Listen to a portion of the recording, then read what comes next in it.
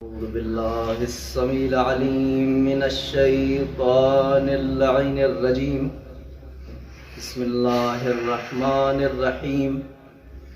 الحمد لله لأهله والصلاة والسلام على أهلها واللعنة الداعمة على أعدائهم أجمعين.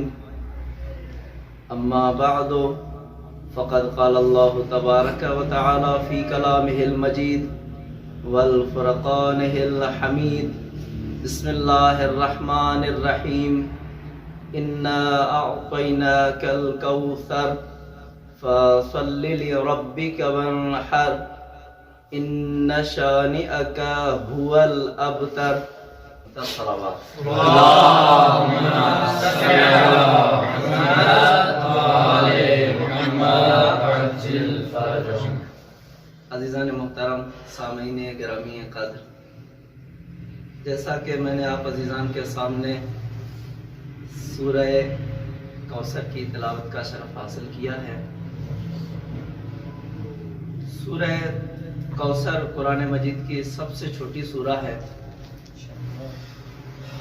اور یہ سورہ 3 آیتوں پر مشتمل ہے. ماشاءاللہ. بسم اللہ. سب سے پہلے میں اس سورہ کا ترجمہ آپ کی خدمت میں عرض کرنا چاہوں گا اور اس کے بعد کچھ عرائض اسی سورہ کے ذیل میں اور سیدہ کی شان میں. اور محمد و آل محمد بلندر سلامات. اللهم صل على محمد وآل محمد وعجل فرجهم. خداوند متعال نے ارشاد فرمایا، انا اعطیناک الکوثر، حبیب ہم نے تمہیں کوثر عطا کر دیا ہے. فصل لربک وانحر، اب جب کہ ہم نے تمہیں کوثر عطا کر دیا ہے اب اپنے رب کے لیے نماز بھی پڑھو اور قربانی بھی کرو. ان شانئک هو الابتر، یقیناً تمہارا دشمن بے نسل ہے. ابتر، سبحان اللہ. دیکھیں، خداوند متعال نے اپنے تمام انبیاء کو معجزات عطا کیے اور کچھ انبیاء کو معجزات کے علاوہ امتحانات کے بعد انہیں جزا بھی دیا. ایک ہے امتحان، ایک ہے معجزہ. مثال کے طور پر خداوند متعال نے ابراہیم نبی سے جب امتحان لیا تو اسے امامت کا عہدہ عطا کر دیا. جب خداوند متعال نے یوسف نبی سے امتحان لیا تو اسے غلامی سے نکال کر بادشاہ بنا دیا. اور خداوند متعال نے جب یہ دیکھا کہ یہ کیا ہے، اللہ نے امتحان لیا اور امتحان کے مقابلے میں کچھ دیا. اور امتحان کے علاوہ ایک اور چیز ہے، کیا؟ مقابلہ دشمن سے. جب فرعون سے مقابلے کی باری آئی تو خداوند متعال نے موسیٰ کو عصا عطا کی اور عیسیٰ نبی کو، کیونکہ اس وقت وہ عیسیٰ نبی پر کیونکہ یقین نہیں کرتے تھے، ایمان ان کا نہیں تھا، تو اس وجہ سے خداوند متعال نے عیسیٰ نبی کے ہاتھوں کو شفا کا مرکز بنا دیا. یہ عیسیٰ کا معجزہ تھا، کیونکہ دشمن سے مقابلے کے لیے اللہ نے یہ چیزیں ان کو عطا کی. لیکن جب خداوند متعال نے ایوب نبی کا امتحان لیا، جب وہ کامیاب ہوئے تو خداوند متعال نے ایوب نبی کو صبر کا تمغہ عطا کر دیا.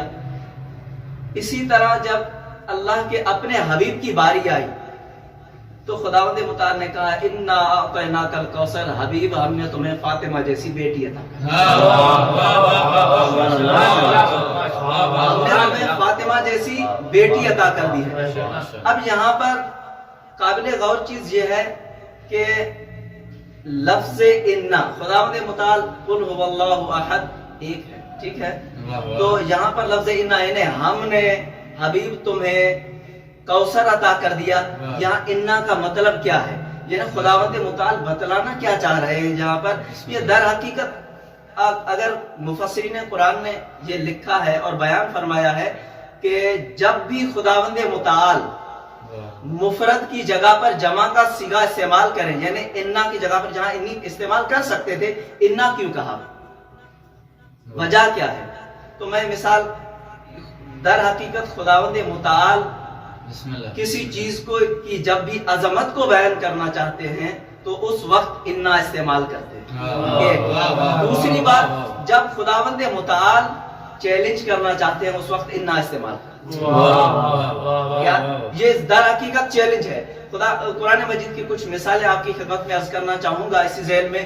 جیسے خداوند متعال نے ارشاد فرمایا انا ہدیناہ السبیل اما شاکرا و اما کفورا، ہم نے تمہیں ہدایت کا راستہ دکھلا دیا ہے، ہم نے تمہاری ہدایت کر دی ہے، اب تمہاری مرضی ہے کافر بن جاؤ یا شاکر بن جاؤ. یعنی در حقیقت خداوند متعال بتلانا یہ چاہ رہے ہیں کہ جس طرح سے ہم ہدایت کر سکتے ہیں، کسی میں جرت ہے کہ اس طرح سے ہدایت کر کے دکھلائے؟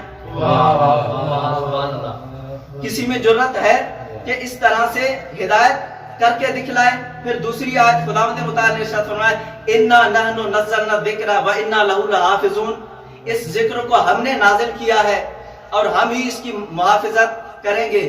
اب جس ذکر کا ہم محافظت کریں، کسی میں جرت ہے کہ اس ذکر میں رد و بدل کر کے دکھلائے؟ یا دوسری آیت کہ خداوند متعال نے ارشاد فرمایا کہ انا ارسلناک شاہدا و مبشرا و نذیرا، حبیب ہم نے تمہیں شاہد بنا کر، نذیر بنا کر، بشیر بنا کر بھیجا. اب ہے کسی میں جرت کہ اس نبی کا مقابلہ کرے جسے ہم نے شاہد بھی بنایا ہے، بشیر بھی بنایا ہے، نذیر بھی بنایا ہے؟ تو اسی طرح سے خداوند متعال نے اسی آیت میں انا لفظ استعمال کر کے یہ بتلایا ہے دشمن کو کہ سن لو انا اعطیناک الکوثر، حبیب ہم نے تمہیں کوثر عطا کر دیا ہے، فاطمہ جیسی بیٹی عطا کر دی ہے. اب کسی میں جرت ہے کہ محمد کو ابتر کہہ کے دکھلائے؟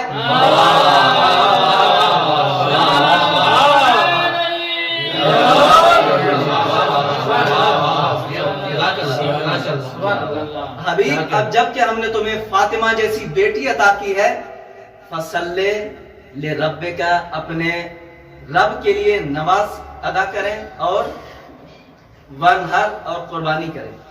یہ قربانی بھی عظیم قربانی ہے، عام گائے بھینس بکری کی نہیں. ونہر کا لفظ استعمال ہوا ہے یعنی اونٹنی کی قربانی کریں، نہر. ٹھیک ہے. بسم اللہ. اب یہاں پر مفسرین کا ایک بحث ہے کہ کوثر سے مراد کیا ہے. اگر جہاں کوثر سے مراد حوض کوثر کو لیا جائے تو در حقیقت یہ نبی پر بھی اعتراض ہے، خدا پر بھی اعتراض ہے. نبی کی عظمت پہ اعتراض ہو جائے گا اور خود خدا پر اعتراض ہو جائے گا. کہ کیسے اعتراض ہوگا؟ کہا کہ اے حبیب ہم نے تمہیں کوثر عطا کر دیا. کوثر جنت کے جزء میں سے ایک جزء ہے، حالانکہ نبی جنت کا وارث بھی ہے، مالک بھی ہے. جب جنت کا مالک ہے تو پھر کوثر کیوں؟ یقیناً یہاں پر کوثر سے مراد حوض کوثر نہیں، کوئی ایسی چیز ہے. ایک دلیل یہ ہے.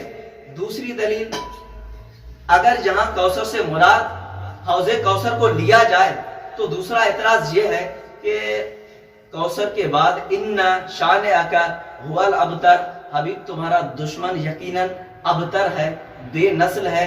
سیاق و سباق کا مسئلہ ہو گیا. قرآن مجید پہ بھی یہ اعتراض ہے کہ یعنی ایک طرف جنت کا ذکر ہے، دوسری طرف مصطفیٰ کو یہ دلاسا دلوایا جا رہا ہے کہ حبیب تمہارا دشمن ابتر ہے. بات سمجھ سے باہر ہو گئی نا. معلوم ہوا کہ یہاں پر کوثر سے مراد سیدہ کی ذات ہے، کیونکہ جب یہ آیت نازل ہوئی، یہ سورہ نازل ہوئی، اس سورہ سے پہلے خداوند متعال نے وَلَسَوْفَ يُعْطِيكَ رَبُّكَ فَتَرْضَىٰ، کہ یقیناً تمہارا رب تم سے راضی ہو جائے گا. حبیب تمہارا رب تم سے راضی ہو جائے گا. پہلے استقبال کیا، استقبالی آیت ہے یہ. بعد میں کہا انا اعطیناک الکوثر، حبیب ہم نے تمہیں فاطمہ جیسی بیٹی عطا کر دی ہے. اس کے بعد پھر کہا کہ قربانی بھی کرے، نماز بھی ادا کرے، تمہارا دشمن یقیناً ابتر ہے، بے نسل ہے. اب یہاں پر ایک سوچنے کی بات یہ ہے کہ خداوند متعال نے اپنے حبیب کو بیٹی اس دور میں عطا کی جس وقت بیٹیوں کو ننگو آر سمجھا جاتا تھا. یہ باعث عزت نہیں، باعث ذلت. ایسے مواقع میں اپنے حبیب سے خطاب کیا کہ حبیب ہم نے تمہیں فاطمہ جیسی بیٹی کی، پھر کوثر کے لقب سے ملقب بھی کیا، بتلانا کیا چاہ رہے ہیں؟ بسم اللہ، یہ عجیب مرحلہ ہے سبحان اللہ، کہ خداوند متعال ایک ایسے ماحول میں جہاں پر بیٹی ننگو آر سمجھی جائے اس موقع میں بیٹی عطا کرے اور پھر اس کی عظمت بیان کرے۔ حق تو یہ تھا کہ بیٹا عطا کرتا یوسف جیسا حسین، یوسف جیسا بیٹا نہیں، فاطمہ جیسی بیٹی عطا کی، اور مقابلہ اور دشمن کو یہ بتلایا کہ ہم فاطمہ جیسی بیٹی عطا کر کے محمد کے نسل کو قیامت تک باقی رکھ سکتے ہیں۔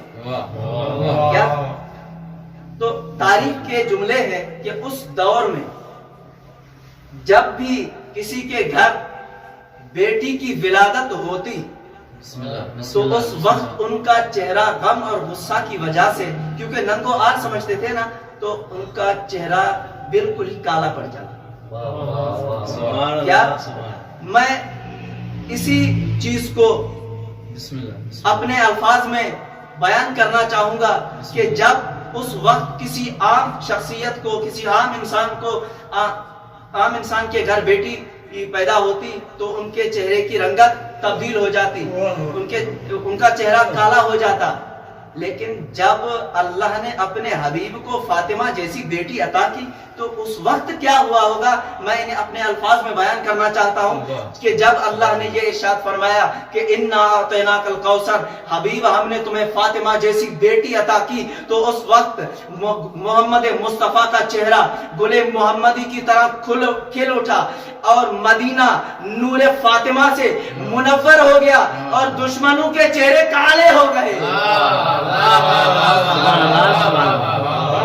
دشمنوں کے چہرے